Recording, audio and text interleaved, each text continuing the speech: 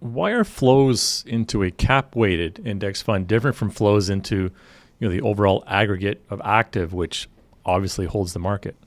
Well, so first of all, that's not obviously true, right? So the second part of your statement that all active managers match all passive managers in aggregate is an untrue statement that's predicated on the idea of fully complete markets with no regulation that doesn't have requirements around diversification, et cetera. Hmm. So that's honestly just a misframing of the reality Hmm. that unfortunately gets repeated over and over and over again, right? And remember, look at some of the most successful investments until very recently would be entities like the Tiger funds, right, that were very active in non-public equities. There's non-public equities, there's non-public real estate, there's non-public companies, there's non-public debt, right? And none of those can actually be represented within the indices. And so it's really quite disingenuous to actually use the language of Bill Sharp and say that they just the same thing, because they're not. Hmm. The second component is that it's not really so much that you're weighting on the basis of market capitalization, although that does have a disconnect. And this is again under the academic work of J.P. Bouchard, who highlights that liquidity does not scale with market capitalization. It scales with volume and volatility. So market cap is only peripherally related to volume and volatility. If I look at the number of shares and quantity of trading for Microsoft, for example, relative to Delta Airlines, while their market capitalizations are roughly 100 times different, their trading volumes are only about 5 times different. And that's actually a byproduct of market structure, how trading activity actually occurs. If I'm a market maker, I have to put capital up against trades to facilitate those trades.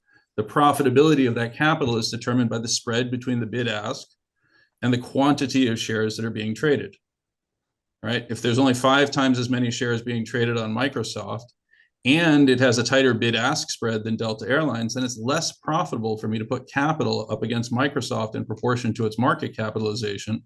And as a result, it actually becomes less liquid or Hmm. more inelastic, is the easiest way to think about it. When you try to shove through trades in the size that you have to for a market cap weighted index, it overwhelms and actually causes those names to rise more than they otherwise would be expected to. Hmm. Yeah, really, really interesting. You explained it. You explained it well.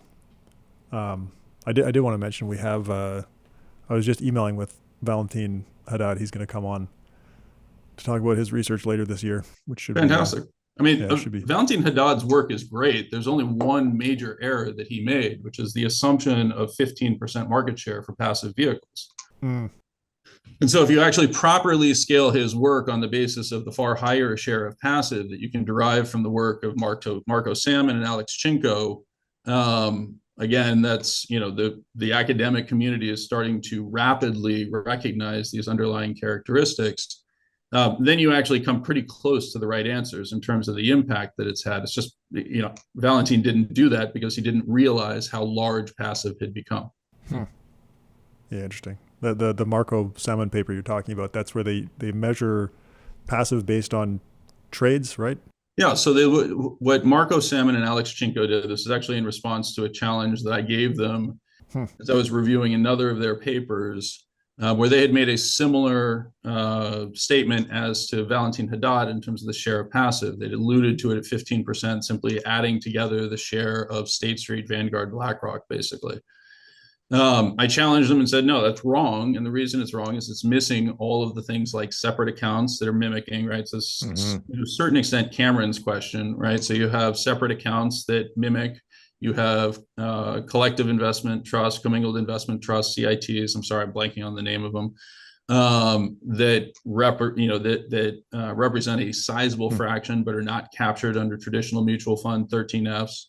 You have individual corporate exposures, you have total return swaps, you have futures, et cetera. All of these are ways, option trades on the indexes, et cetera. All of these are ways in which indexes must be used at far higher scale. So to come back to the point on the Alex Chinko and Marcus Salmon paper, the way they chose to test this was they went and they looked at what fraction of shares had to change hands and were traded on index reconstitution events. And so this is the most restrictive definition of passive index tracking. Those who trade within the very first day of an index reconstitution, their conclusion is the number is somewhere around 35% hit that hardest definition of passive. If you expand it to a 5-day window, it climbs to about 45% passive. Yeah, that's a cool way to look at the passive share.